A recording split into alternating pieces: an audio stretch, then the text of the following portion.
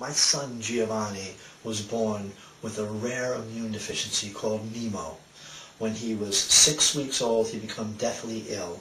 By the time he was 5 months old, Christina, his mother, and I were told by Boston Children's Hospital doctors that he would die before his first birthday if he didn't get a bone marrow transplant. I asked the doctors what the chances of that happening were, and they said 1 in 20,000. I said, no problem. I'll put 20,000 people in the bone marrow registry. Shortly thereafter, I met Katharina Hart, who founded DKMS Americas, the largest bone marrow donor center in the world, and we started doing bone marrow drives throughout New England. To date, we have registered over 45,000 people for DKMS Americas and located over 166 matches for people who are suffering the ravages of blood cancer. New England has registered more people in the country than any other region of the country, and we have the highest bone marrow match ratio. Out of the over 45,000 people that we've registered with DKMS Americas, our match ratio is 1 in 350. New England is a life-saving region, a rich mix of Western Europeans providing more matches to others. Help us turn New England into the life-saving states for DKMS Americas. Thank you.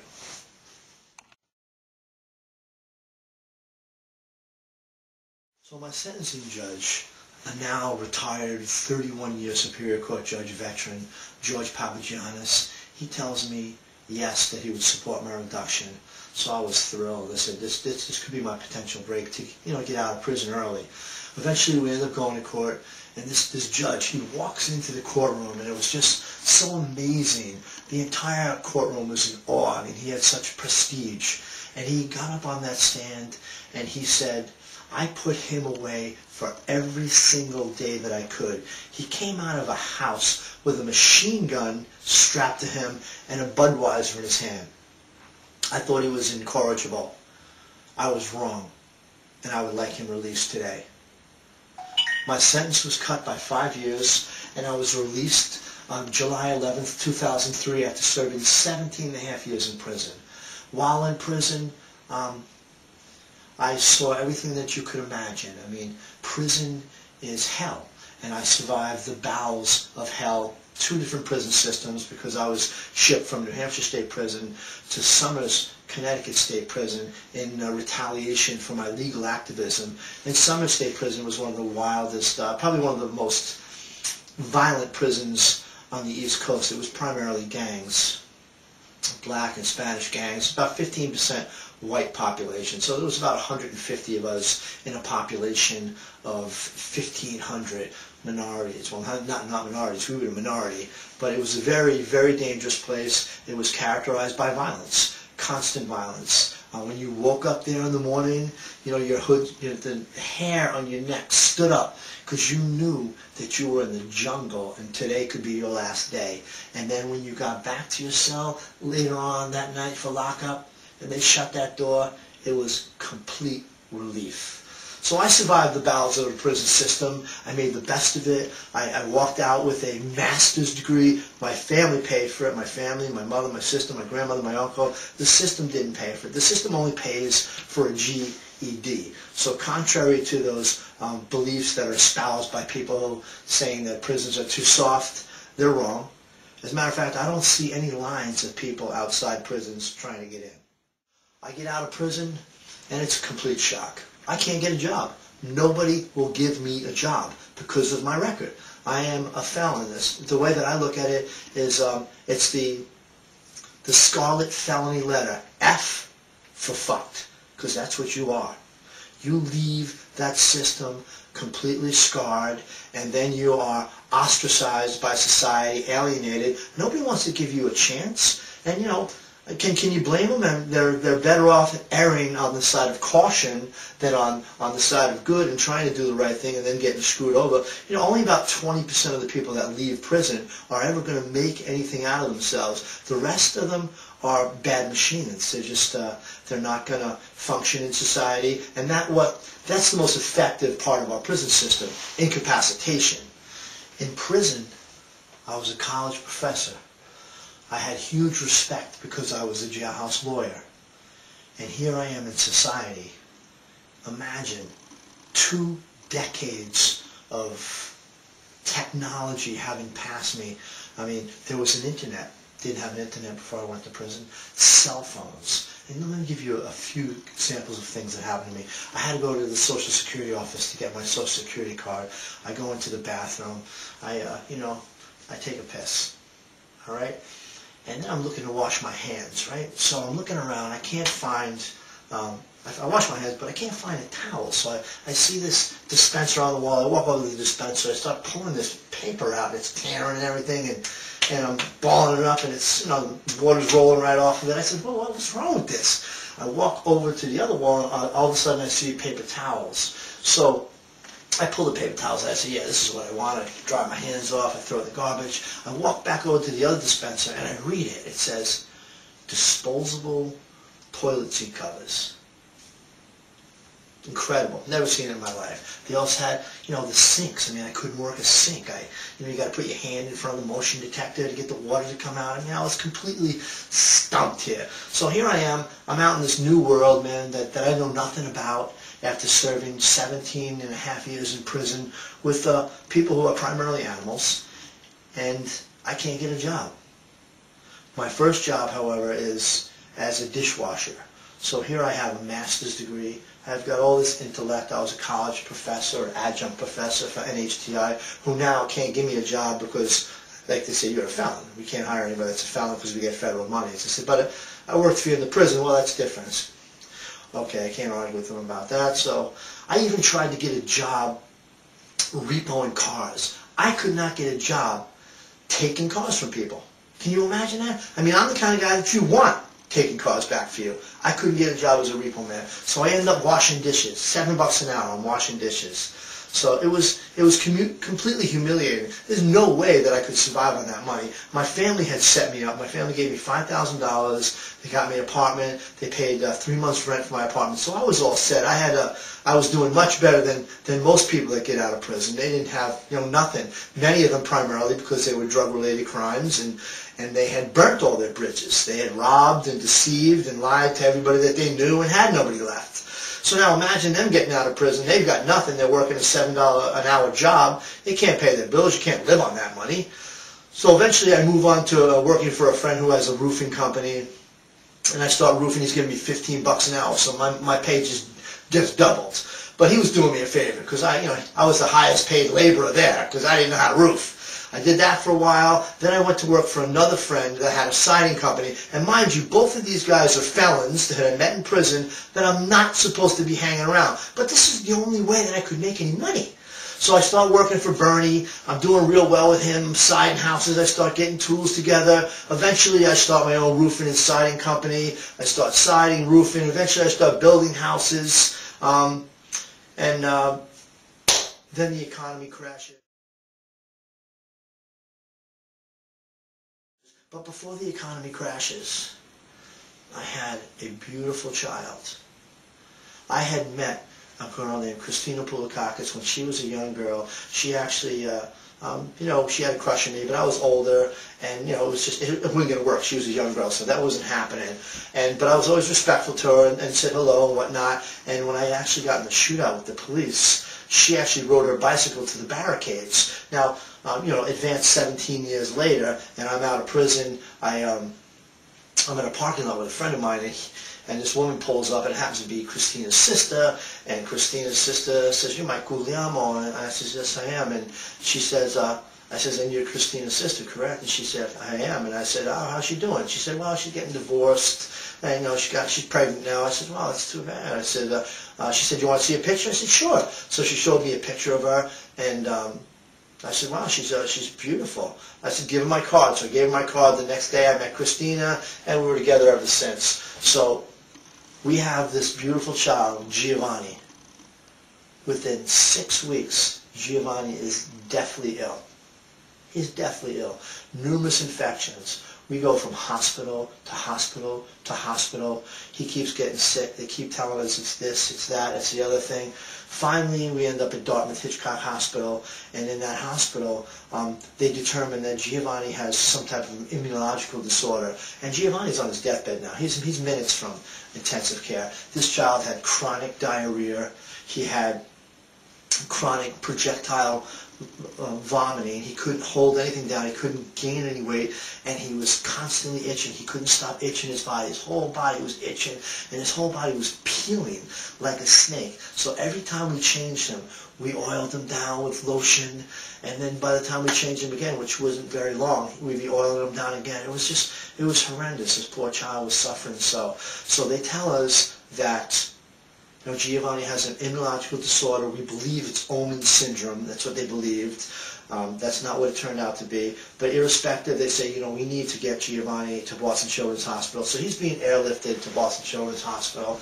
I remember, and this was in December, and Giovanni was born July 24th, so we've been struggling for months and months and months, going from hospital to hospital to hospital. And I can remember I was wearing a full-length leather jacket, and I was walking out of Dartmouth-Hitchcock Hospital, and tears were streaming down my face, and I was holding an empty child's carrier. And as I was walking, people were parting. And I remember getting to I remember getting to my mother's car. I get to my mother's car, and I'm crying, and I just start beating the steering wheel, and I try to rip it off the column, and I cried, and then I said, I gotta get my shit together. I gotta save my kid. I gotta do whatever I gotta do here. And I ended up down at Boston Children's Hospital later on with Christina and my mother, and that's where it all began. They started doing test after test after test. They were able to get his vomiting under control, his itching under control, and the chronic diarrhea under control, and start to make him comfortable and a happy child. And he always smiled, Giovanni. He always smiled. No matter what kind of suffering, I could provoke a smile in that boy. And we eventually are down to 2 final tests for Giovanni, and it's like December of 2006. And we have 2 tests. One test is XL something, and the other is Nemo. Now the one test was lethal. He would die. And then the other test, he would need a bone marrow transplant at minimum. So the diagnosis comes back as Nemo. There's a big meeting called, and we're sitting there with immunologists, and we're sitting there with, everybody that you could imagine from this hospital, the whole table full of them, and they sit down with us, and they have the actual consent form for the transplant, and they say, Giovanni will die before his first birthday if he doesn't get a bone marrow transplant. And I said, what are the chances of finding a match? And they said, 1 in 20,000. And I said, no problem. I'll put 20,000 people in the registry. They looked at me like I was crazy, and they looked at Christina, and Christina said, you got no idea who you're dealing with. And I said, you should be asking me what I won't do to save my kid's life, because that'll be a really short list. And from that point on, Christina and I mounted a bone marrow movement throughout New England that actually resulted in the first bone marrow drive in the history of Italy.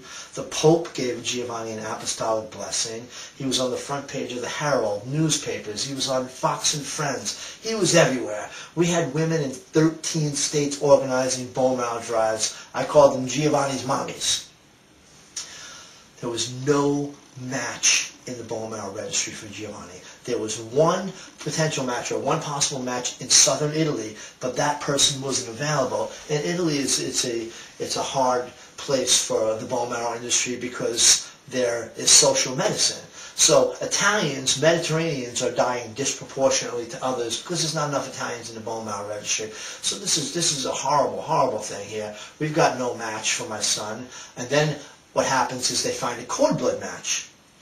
So cord blood, they say that it's better, there's less rejection, but it takes longer to graft. Well, Giovanni, he grafted very quickly, and he had his bone marrow transplant on March 21st of of 2007, which happens to be my brother's birthday.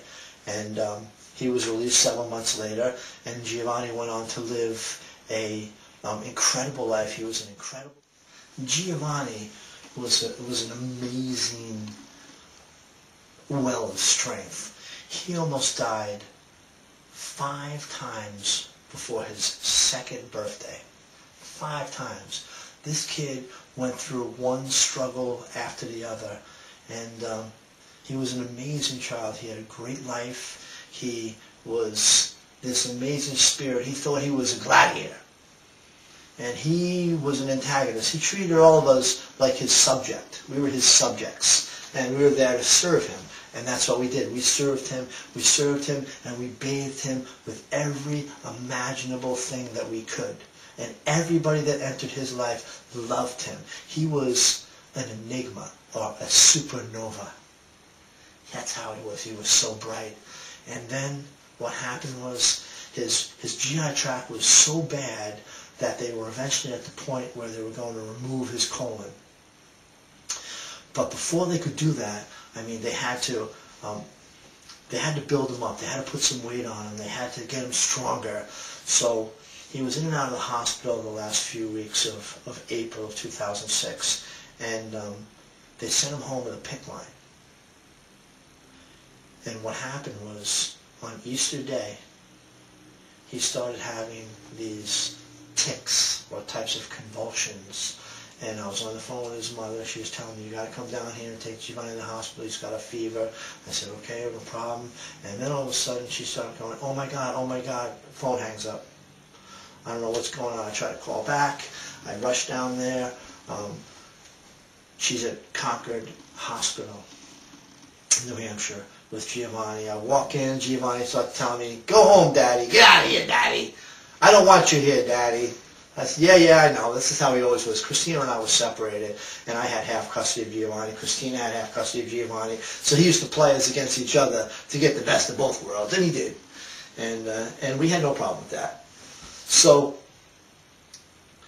we're in there. So I run. I said, you want something to eat, Giovanni? And Giovanni hadn't been able to eat for the last 2 weeks. It was horrific, because he couldn't eat, because everything that went into his stomach just resulted in pain. But psychologically, he wanted to eat because, you know, everybody breaking together. I mean, there's psychological components of unity and whatnot, and family surrounded with eating.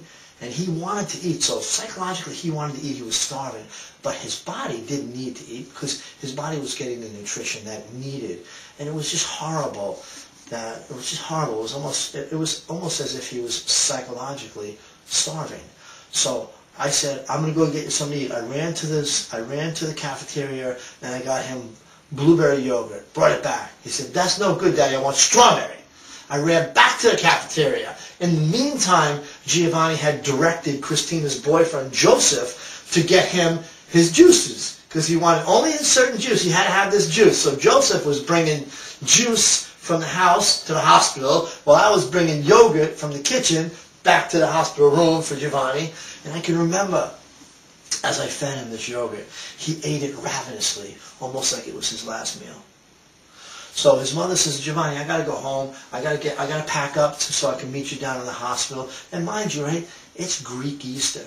Giovanni was Italian, Greek, and Irish. Today, he was supposed to be looking for eggs and eating candy, or, you know, what he could have. He would just lick it, spit it out. He really couldn't eat anything. And he says, the last words that he says to his mother, he says, Mommy, I love you, Mommy, love you, Mommy.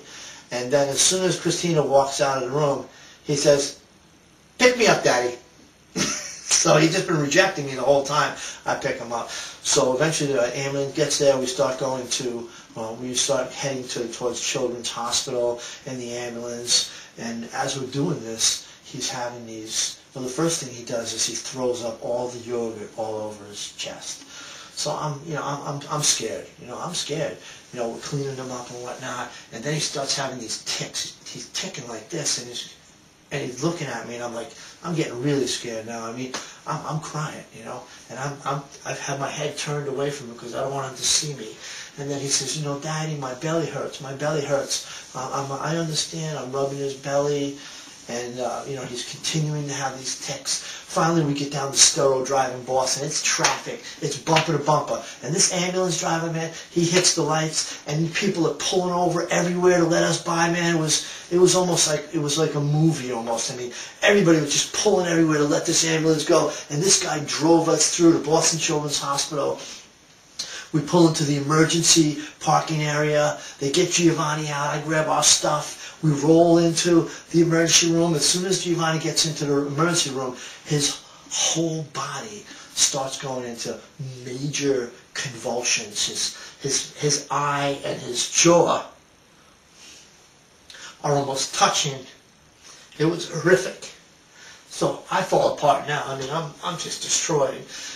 Before you know it, they go to intubate him. I'm saying, you got to intubate him? Do you have to intubate him? Because, this is just bad. Yes, they had to intubate him, so they intubated him. And then within a few minutes, Christina comes walking in, and when she sees me, she just falls apart too.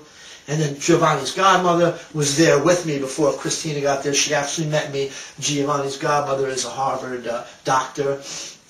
She was there, so the next thing they bring in Giovanni in to do a CAT scan. They do a CAT scan on him, then they bring him up to the ICU, and Giovanni's intubated now, right? His pupils are completely blown. Last thing he does is he squeezes my fingers and Christina's fingers. He squeezed our fingers. He squeezed our fingers, and he wiggled one of his toes on his right foot, and that was it after that. I mean, things were going on, like he was having more convulsions. They thought he was hiccuping, but I guess it was actually convulsions. What had eventually happened was we found out that Giovanni went septic from the infection born from the PICC line, which is one of the risks of a PICC line, and it rushed through his body, multiplying this bacteria, just multiplying, and what happened is it swelled his brain to the point where his brainstem was herniated from his brain. So here we are in the hospital room with our child who's on an intubation. He's intubated, but he has no medicine that's keeping him intubated. Whenever you're under intubation, you have to be completely medicated to control the gag reflex. He's on no meds. His heart drops. They hit him with another med. They max out that med. His heart stops dropping again. They hit him with another med. They raise his heart level back up. His heart stops dropping again. They have one final medicine to use, and they max this out. So now they've got 3 medicines running to keep his heart going, and he's on a respirator. He's dead, And I can remember it was for hours and hours and hours. I mean, we just cried, and the whole family got there. Everybody got there. We had every possible person come in to determine if there was any brain activity, if there's any way brain activity would generate, and it was not going to happen. So at that point, I said to Christina, we got to let him go. And I made the decision to do that because Christina had already lost one child in 2003, December 31st, her child, who had previously been diagnosed with something different.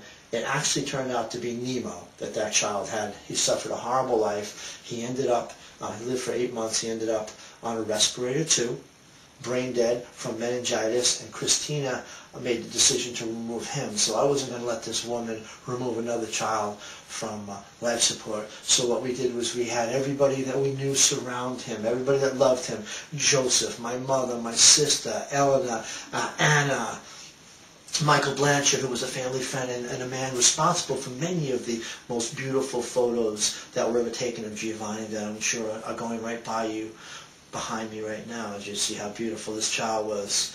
And what happened was everybody was there. My mother, my sister had come from New York, and what we did was, it was very ceremonial. It was probably the most honorable but tragic thing that I had ever done in my life. And what we did was, they printed Giovanni's feet, and I washed his feet off. I didn't let anybody else do it. I washed his feet, and then they printed his hands, and I washed his hands, and then we all got around Giovanni, and we all put our hands on him, and I got on my knees, and I held his hand in my hand, and I put my forehead to his forearm, and his mother climbed into bed with him, and she wrapped herself around him, and she laid her cheek to his face, and she began to sing, "You are my sunshine, my only sunshine." It was the most gut-wrenching thing that I had ever experienced in my life. It was unexplainable. And the doctors asked me, "Should we remove the respirator, Michael?" I said, "Yes, remove the respirator," between tears, and listening to her sing her child. She was singing her child to the heavens. And then they said, "Should we remove the meds?" I said, "Yes, remove the meds." And then they said, "Should we give him a shot of morphine so that he doesn't gasp?" And I said, "Yes, please give him a good shot."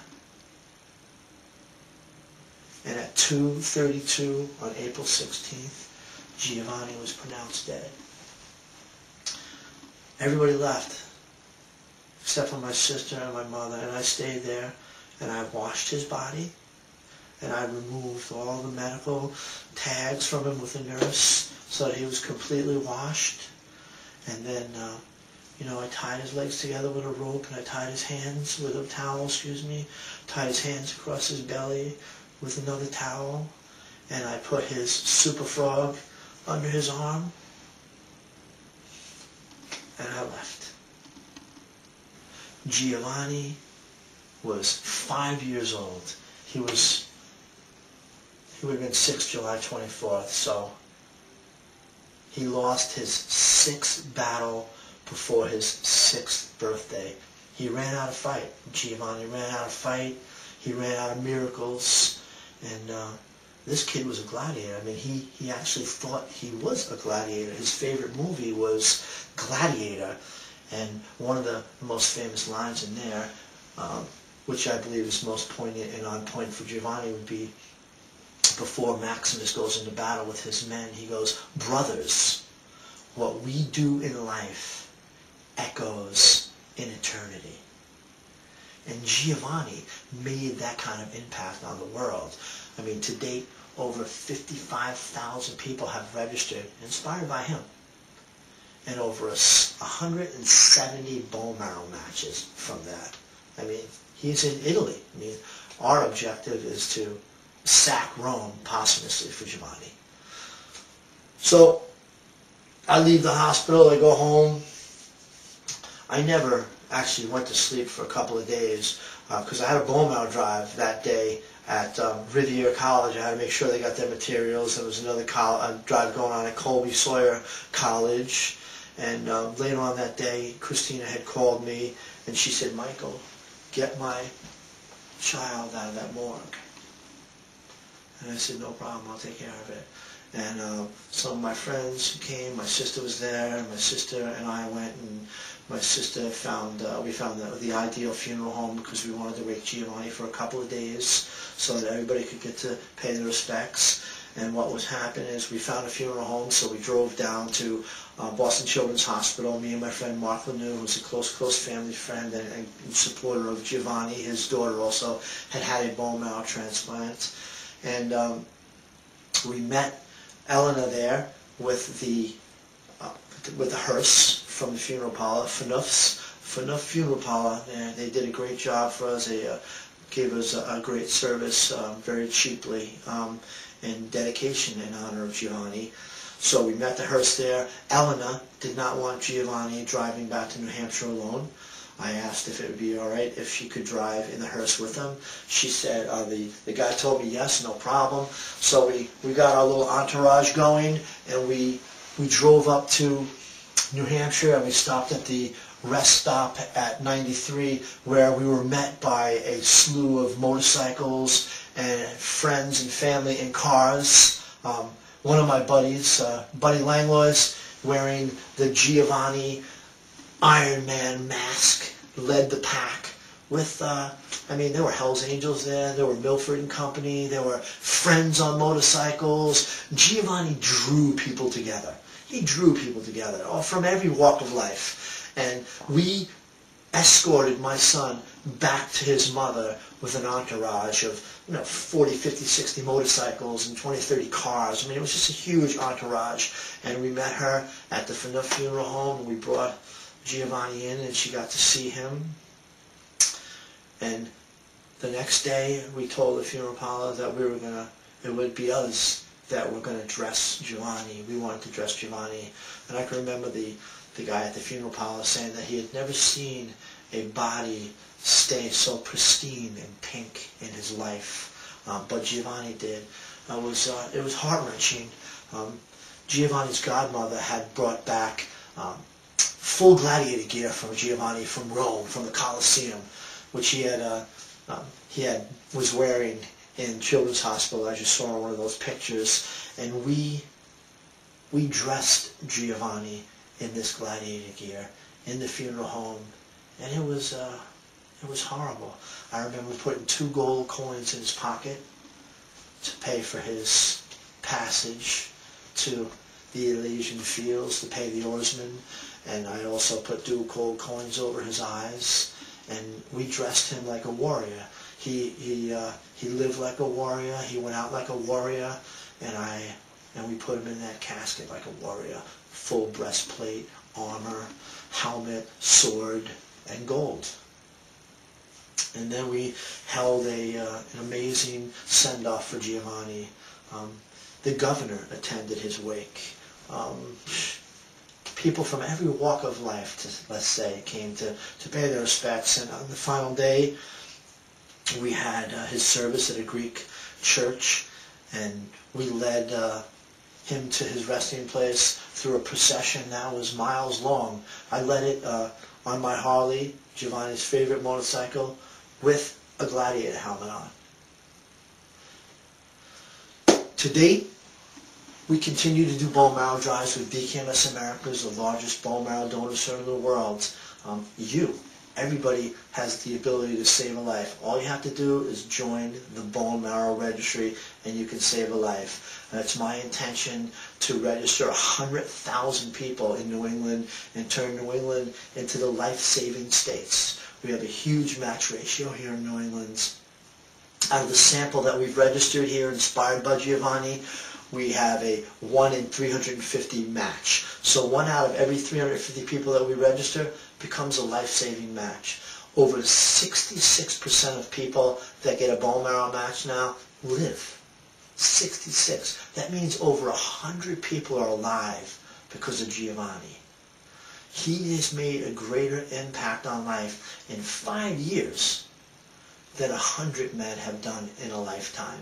And it's our intention to build his legacy along with DKMS Americas and register thousands and thousands of people and save hundreds and hundreds of lives. That's what we're going to do. And that's what you do when you're faced with tragedy. You make the best of it. And what I do is I remember every single good moment that I can about him. And that's what we honor.